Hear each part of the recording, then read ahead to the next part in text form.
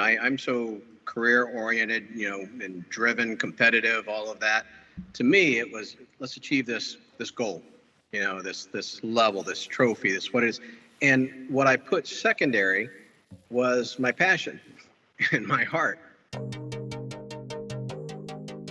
Hey, Nick Nanton here, and thanks for tuning in to Now to Next. I want to make sure you don't miss a single episode of this show on YouTube. So before we continue, be sure to subscribe to our channel and ring the bell to get notified about our latest videos. You have the option to be notified for occasional videos or all of them. If you're on your phone, just go into your settings and switch on notifications. Thanks for watching. Hey everyone, Nick Nanton here. After some technical difficulties, we got it worked out. I've got John Rivers here, the CEO and founder of Rivers Smokehouse, but he's so much more than that. I'll give you a brief bio, and then we'll dig in here. John Rivers is the founder of Rivers Smokehouse and also the CEO of Four Roots, an urban farm and agricultural education and food distribution center in Orlando, Florida. John's path to running the most successful barbecue chain in Florida is far from conventional. He is not a classically trained chef or graduate of culinary school, but rather spent 20 years in the healthcare industry, retiring as president of a billion-dollar company in order to pursue his lifelong dream of owning a restaurant. We'll ask if that's still his lifelong dream. Four Rivers Smokehouse began in 2004 as a barbecue ministry after John hosted a cookout to support a local family whose daughter was battling cancer. John spent the next several years smoking brisket out of his garage before opening his first restaurant in Orlando in 2009. Today, the 4R Restaurant Group has 22 locations in Florida. Four Rivers has been voted the best barbecue in the South by Southern Living magazine, and John has been named a finalist for the EY Entrepreneur of the Year Award 2 times. Through all the growth and success, John's barbecue ministry remains at the heart of his company's mission to lift up those in need and to support the local community. John Rivers, good to have you, my friend. Nick, thank you so much. I always hate it when they read the bio like that, It's so dang embarrassing. I get it. Well, it's well deserved. So, look, I'm going to dig in probably a little different than where most people did. You clearly, we talked about it even in the bio. You had a successful career in the pharmaceutical world, and you and I were driving one time on a shoot, and you mentioned something to me that you were climbing the ladder corporately in that industry and in that company, and you said something interesting to me that you said. The day you got named president, you knew that you were done there. Yeah. Tell me a bit about that thought process of spending 20 years trying to get to a position and reaching the pinnacle of what you probably thought you always wanted. And then what was the thought process from there? It's funny, Nick. You said exactly. It's what I thought I wanted. I'm so career oriented, and driven, competitive, all of that. To me, it was, let's achieve this goal, this level, this trophy, this what it is. And what I put secondary was my passion and my heart. And, and especially the last 3 years of my corporate career, I started doing the ministry and started cooking for people. And for goodness, 18 years prior to that, I was traveling all over the country, talking to barbecue pit masters about how they do brisket, trying to figure this out. And, and I look back and I'm like, wow, I could see where I was alive and I was just full of energy. And then I could see too, when I was going to work, the person Monday through Friday was a different person than Saturday and Sunday. And, the one thing I always tell people now, that the importance of that consistency, you've got to be doing what God intended you to do. You've got to follow your passion and follow your heart. Otherwise, if you don't have your heart into something, you're not going to perform as good as you could be. And you're certainly not going to fill that hole that you have burning in here, knowing there's something else you can do. And it was a click. It was right when I got that promotion, and I was in that role for 2 years. And I always say those were probably my least favorite 2 years of all the 20 back in healthcare.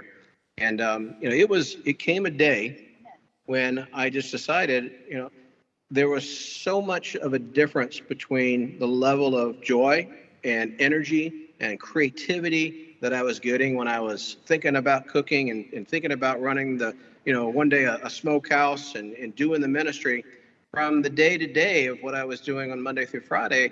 I said, I'm cheating the company. My heart's not here, so I resigned. I retired after, helping to build this business. And I never forget, my boss asked me the same question my wife did. She says, what are we going to do now? And the answer was, I don't know yet. But one of the lessons in that is sometimes you have to take yourself out of the wrong situation, to really truly allow yourself to find the right situation. And the longer that we hold on to that wrong scenario, be it a relationship, be it a job, be it whatever it is, you're preventing yourself to, being open to actually finding it, whether it comes to you or whether you now have the motivation to go and do it. Absolutely. And I don't name drop, but I always give credit where credit is due. But my friend Jack Canfield often says, you got to let go of something good to be able to grab something great. And it's really tough. It's really easy advice to give to somebody else, but when it's you, it's really hard to take. It's, you're talking about, it was a goal you set and you achieved. I actually, I'm in a workout group, in a daily accountability workout group where we text every day a picture of us working out. And it's about 30 of us. We've been doing it for almost 10 years. And last year, I run quite a bit, but I don't have any major goals. I just try to stay fit. Any major running goals. I ran a half marathon, figured I could run a full marathon, just didn't want to spend the time doing it, on and on. But around October of last year, I realized I'd run 800 miles. And I was like, well, I'd never really set a goal to run 1,000 miles a year, but I bet I could do this. It's about, 50 miles a week for, 2 more months. And I made it to the end of the year, and I posted to my group that, hey, I just crossed over, I hit 1,002 miles, I think, on like the 30th of December. And one of the guys in there said, congrats, Nick, any insights on goal setting now that on that goal, now that you've accomplished it? I said, interestingly, I didn't set out to accomplish it as a goal, but once I saw it becoming achievable, I started shifting all of my workouts to where I could stop doing a lot of strength training. I just had to hit this goal of 1,000. And in the end, I'm not sure it was a smart thing to attain, because I started feeling really fatigued. Like my knees started to hurt more. I normally run about 20 miles a week, but then I was running maybe like 30. And I just, I think in a lot of cases, John, we set these goals that are almost irresponsible. In a way that we don't really understand what another mentor of mine, Dan Sullivan, called the strategic byproducts, like what's going to happen. And I think it's increasingly dangerous these days when most people's goals aren't really even for themselves. I didn't post it on Facebook. I didn't post it on Instagram because it wasn't for anybody else. It was for me. I find we're in a really interesting spot where people want to achieve things so that people can look at them, as opposed to achieving things that are really good for, their heart and their soul. And obviously you got that message loud and clear. I think one of the cool things about it is in 2004, you were running the oncology department for your company, and you found out about a little girl who was dealing with cancer, and you and your wife offered to help. Family, denied any monetary contribution, but they said you could host a barbecue and cook for them. You got 450 RSVPs. Okay, so let's talk about this moment for a second. The moment this guy in his backyard, in his garage, has been trying to perfect brisket, and I imagine you'd fed some number of people, but I can't imagine it was anywhere near 450. What do you do? So tell me how much brisket you prepared before that, and then what was your process to scale that to make sure you didn't just bomb this fundraiser? Oh, Nick, dude, we had no plan. We had no idea. Literally, I had a Weber smoker in my backyard at that time, and I cooked, for 10, 12, maybe 15 people, and God knows it wasn't always good. It was really, there was one time we made a brisket starts this big, and the first time I smoked it at home, it ended up like a hockey puck. It was like this big, and we were watching a football game, and literally, I remember throwing it against the back wall of the house. It was so terrible, and that still didn't break it. We had no idea what we were doing, but it was okay.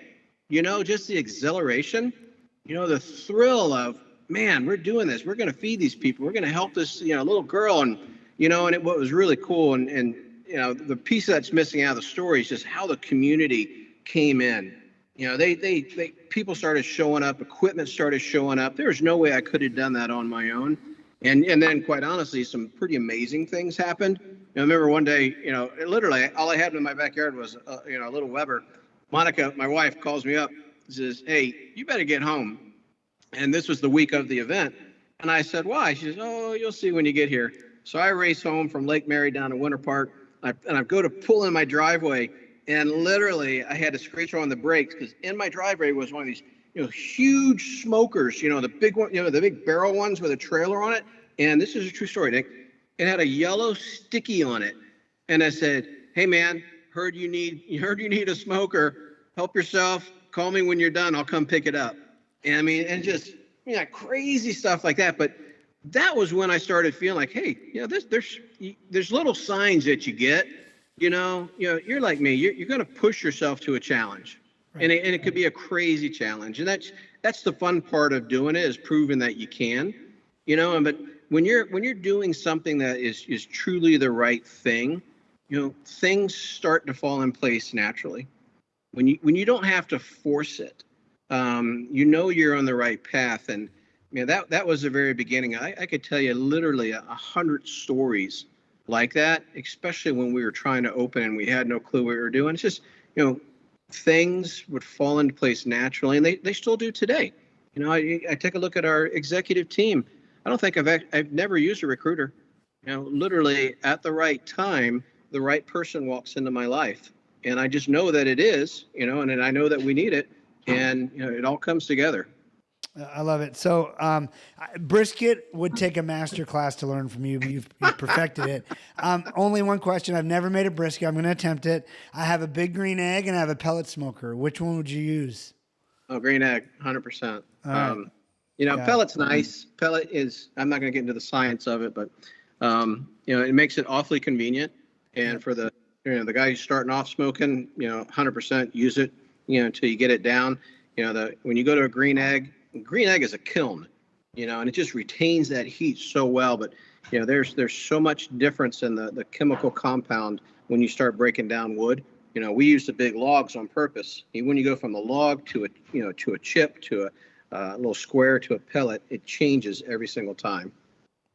Good to know. All right. Well, I'll have to, maybe we'll have to film a master class with you one day on that. All right. So you then decide, you feed these 450 people, and things just start happening. You start doing this more and more. Just, it's sort of your ministry. You start, and you're doing this. You decide to quit your job, and you buy a little building. Those of you who know Orlando, it's a street called Fairbanks. You buy a little building because basically your wife's like, you got to get out of the garage, Don. You got to get out of the garage. Yeah. So tell me about this. So you buy this building, and you're going to make what, into like a commissary? Was this going to be where you're going to just make more brisket? I mean, what was the real plan for that building when you first bought it? We were a mess, Nick. It's so funny. I always look back, and somebody told me a long time ago, don't write a business plan. And I remember coming out of Johnson & Johnson and running strategy for some years. You wrote multiple business plans during the year. And I said, well, what do you mean? What do you do? He says, you set yourself to a purpose. And then, he's very faith-based. He says, you let God work out the details of the plan. But the key thing that he was pointing out to me is that so many times when we think it's going to be X, Y, Z, and especially when we write it down, we tend to force ourselves to go down that path. And we miss all the opportunities, that come up around it. Now, you still have to have discipline. You got to still stay within the rails. But had we, at the time when we built that thing, when we started building it, we thought we were going to build a little commissary, literally to run the ministry out of, maybe run a little catering business out of. And gosh, we had these plans of manufacturing brisket and making sauce and all this stuff, which consequently we do today.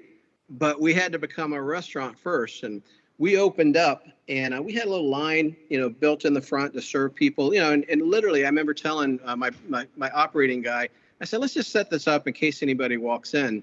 And there were only 12 employees, when we opened the doors, and Monica's one and I was the other one. And people started coming in. Just, what it was all those years of serving the community. It's just, there's a beautiful symmetry between, it's a relationship.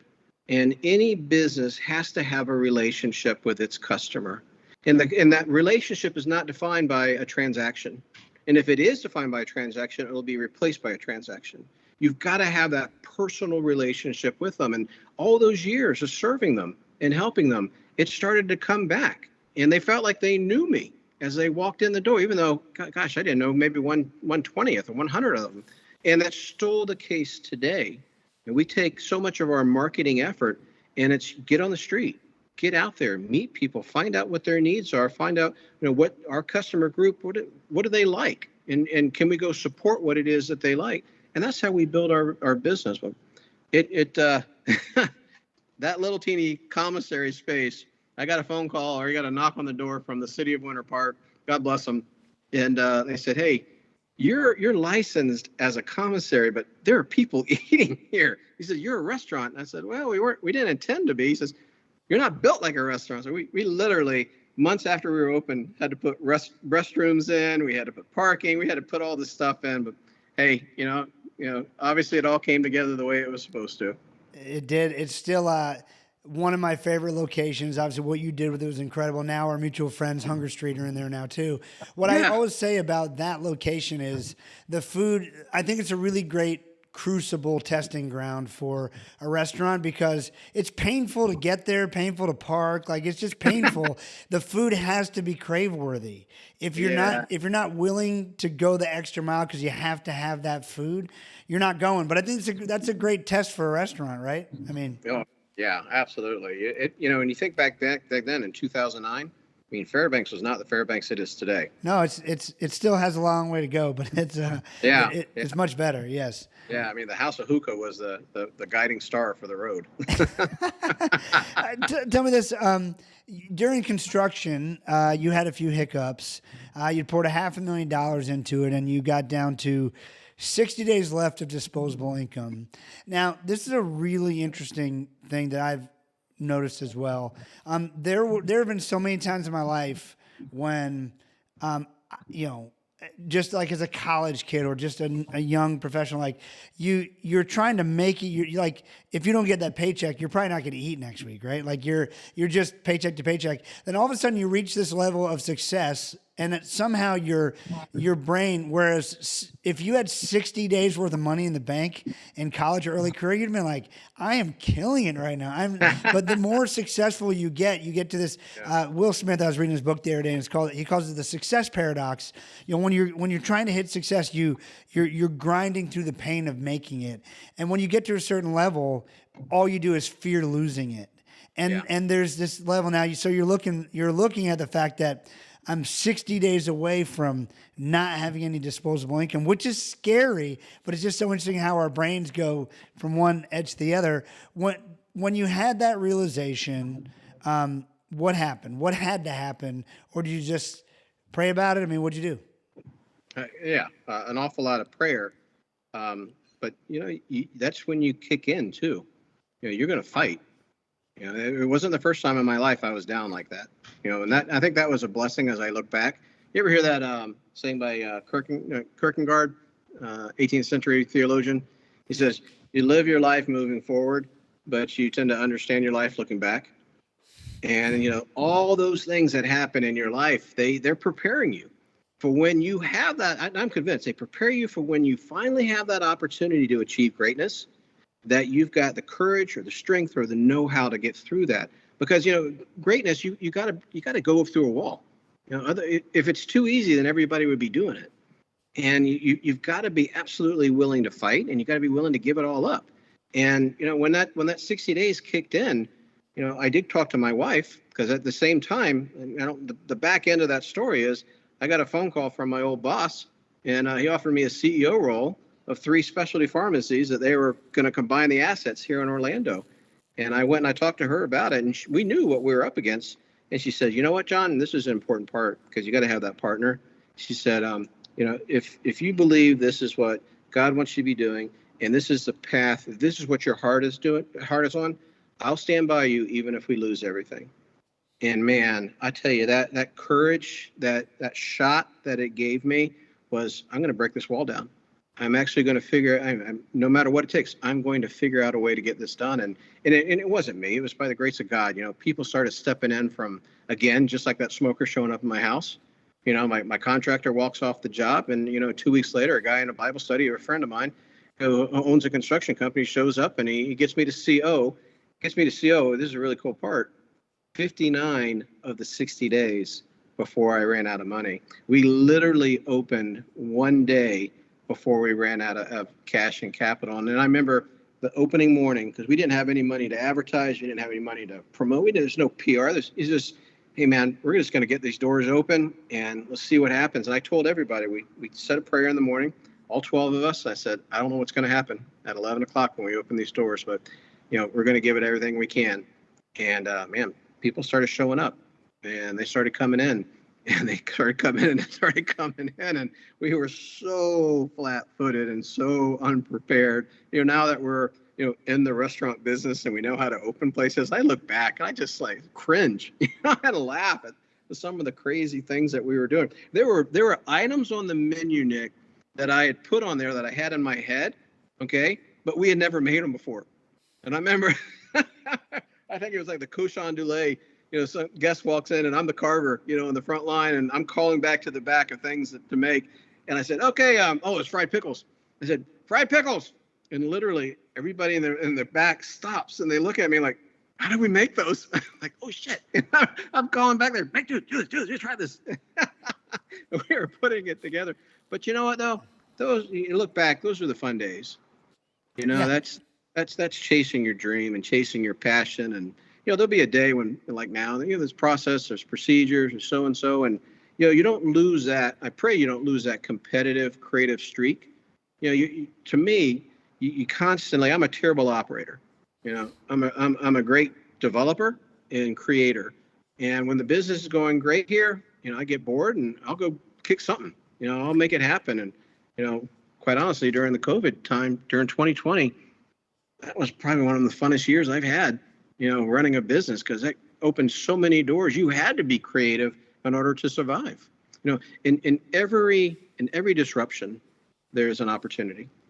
If you're willing to look at it that way, and that opportunity exists when you look at it from a different lens and a different perspective of, all right, we got to pivot big time, and that pivot may not be forever, but how do you maximize the situation?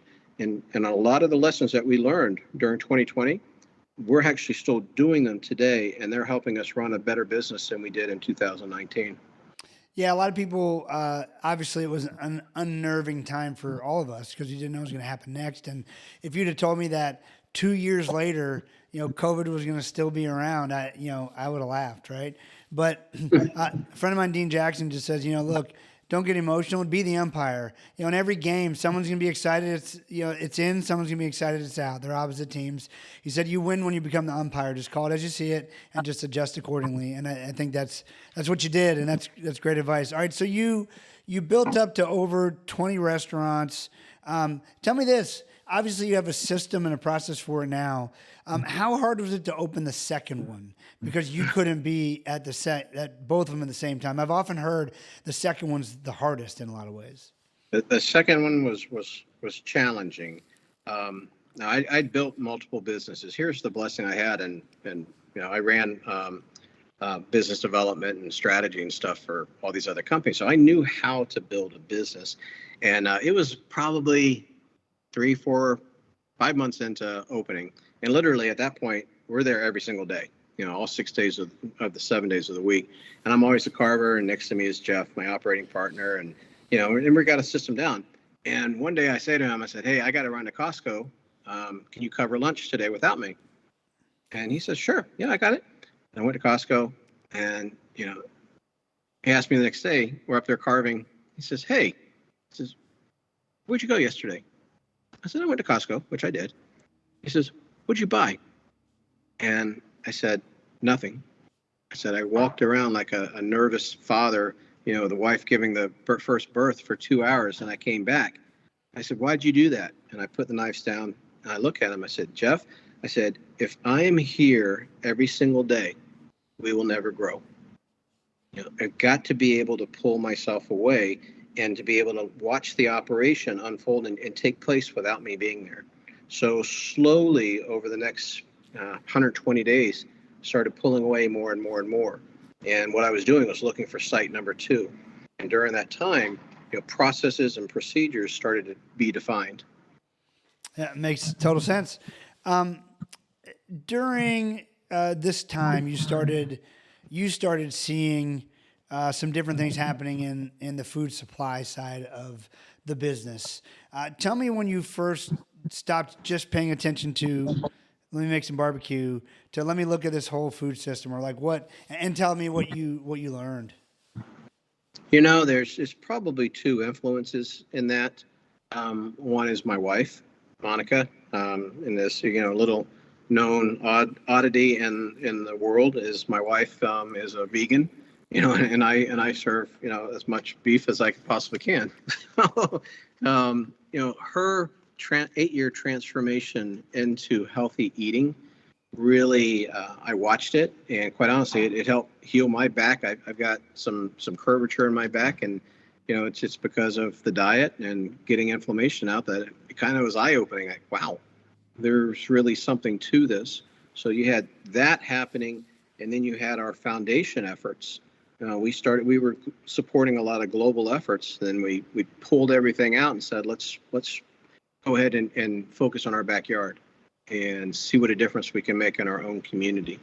And started getting involved with school systems and really just learning about, seeing firsthand what the kids were eating in the public schools, and then learning the two factors changed, really pivoted for me.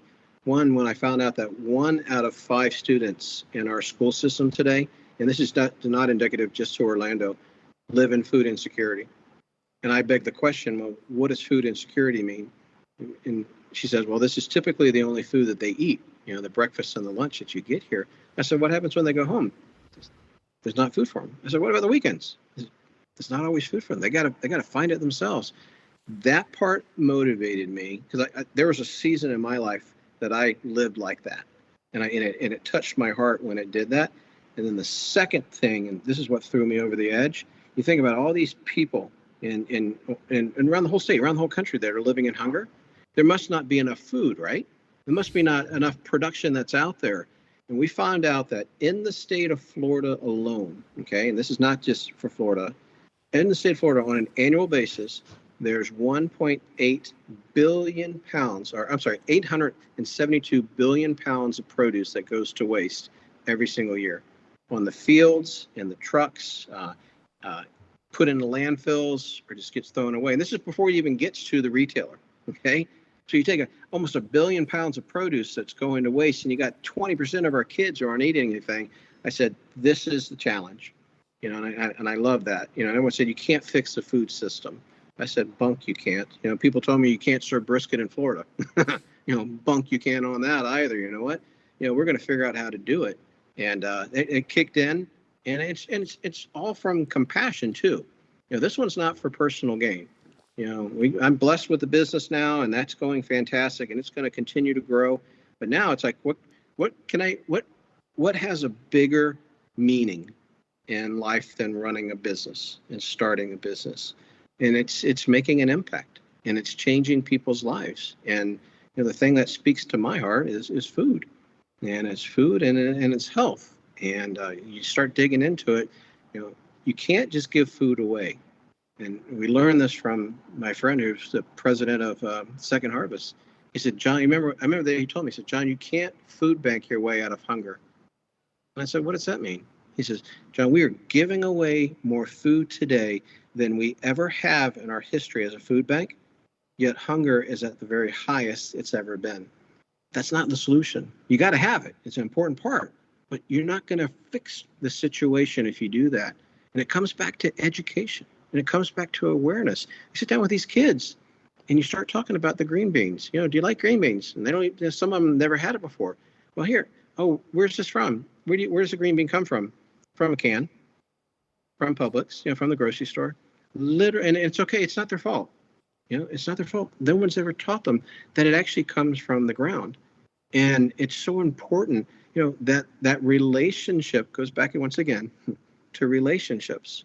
The relationship between us as a population and the earth and the planet, and protecting the soil and protecting the carbon count and what the food comes out of it. Make sure that it's healthy. When food starts to fall down, okay, when the distance between production and access increases, that's when you see communities begin to crumble. And today in the United States, our produce travels on average of 1,872 miles before it gets to our plate. And yet we have all this produce in here in Florida. And yet we have all these farmers. Farmers today, 330 farmers lose their property on average per week in the United States today. We're almost down to 2 million farms for the first time in post-Civil War days. And as a country, we just surpassed, this is not a good stat, we just surpassed the bringing in more produce than we're actually producing for ourselves. We just went over 51% of our produce that we eat today is actually imported. And it's just, there's so many factors that are going into this. So we're digging in, and it's a challenge, and it's a lot of fun too, learning. And that's part of the journey that people underestimate. If your heart's truly in it, those hard times that you go through, they're worth it because you're learning and you're enjoying, and it's more than just creating a business. Now you're truly doing something for a bigger purpose. And in typical John Rivers fashion, you couldn't wonder about this behind the scenes of schools and other places. You decided to start an initiative called Four Roots, and tell us all about that. Tell us where it's at. Tell people how they can get involved. It started with, we're just going to grow our own produce for all the school systems. And I remember telling that to another CEO of a restaurant brand here in town. He looked at me like I had three eyes. And it grew from that to saying, you know what? We need to educate students. We need to educate parents. We need to educate communities on where food comes from, the important role that it plays. We need to educate farmers on the importance of sustainable regenerative farming, to protect our soil. Today in the world, that 52% of our soil has been burned up and turned into dirt. And once it turns into dirt, you can no longer grow in it. Matter of fact, the World Health Organization shows us on a trajectory right now that in 60 years, we will run out of farmable soil. And in the United States, USDA shows we're running out in 50 years. And you put that in layman terms, that's 50 years of harvest left until our entire ecosystem requires a huge change. So, we took a look at it and we said, you can't just go in a silo and educate. You can't just go in a silo and give food away. You can't just go in a silo and teach farm. They're all connected. The food system goes literally from the seed all the way to the plate. And in that process, you've got so many constituents, from the researcher, from the fertilizer company, from the farmer, to the wholesaler, to the distributor, to the chef, to the retailer, to Publix, to the mom and dad, to getting it to your plate. And in simple terms, we're creating a single table, a place, or placating, a single table where all those constituents can actually sit around and speak to each other. And as simple as that sounds, Nick, that doesn't happen today in the marketplace. The farmer is not talking to the chef, who's talking to the distributor, who's talking to the healthcare provider. And Lord knows, we're not prescribing food as medicine. And that's where medicine started. Was it Hippocrates that said, let thy food be thy medicine be thy food? And we've forgotten that. That's our goal. We've got a 40-acre facility that Dr. Phillips was so kind to grant us right on John Young Parkway. We're 2 miles away from downtown Orlando. It's a $55 million project, which Lord knows, I had no idea how we're going to raise $55 million, and we're almost at $20 million of it now. On the campus is everything from classrooms, where we're talking to one of the local junior colleges about moving their entire ag program onto our campus this year, to a farm-to-table restaurant, to a 300-person event center, to 8 styles of farming, from the number 1 hydroponic system in the world we're bringing in from Israel, to it's I forgot how long it is, almost a half a mile loop that we're creating for permaculture forest, where kids can actually walk through and everything around them is edible, everything that's growing. Then they actually go into the forest itself. To a culinary health institute. We're launching the Culinary Health Institute, the first one in the United States today. And the Culinary Health Institute is dedicated to the study of how to maximize and utilize food as actual medicine to coincide with co-treatment therapy cycles. And it's just, it's so exciting to see all these pieces coming together. And where we sit today, Nick, we broke ground at the end of last year in the fourth quarter. Buildings we're clearing sites right now. And if God allows and everything goes well with construction, it's already funded. We'll have classrooms up and we'll have students on our campus and farmers on our campus learning about sustainable regenerative practices by the end of this year. I love all of that. Where can people go, John, to learn more about 4 Roots? On the website, www.4rootsfarm, the number 4, rootsfarm.org. And there's an awful lot you can learn there, and lots of different ways to get involved, from even doing composting. We have a compost company now at your house. We'll come by and pick it up, to fresh delivery of, we call it the pharmacy, with an F, where we actually deliver boxes of fresh produce to your house once a week, from all the local farmers, to coming out to volunteering to help us serve the community. We're working with farmers. We're taking the produce in. We're creating meals, and we're going out and we're giving them to people who need them. And so far, we've given away just shy of 2 million meals, in the process of using what we're building, as a platform to help other people.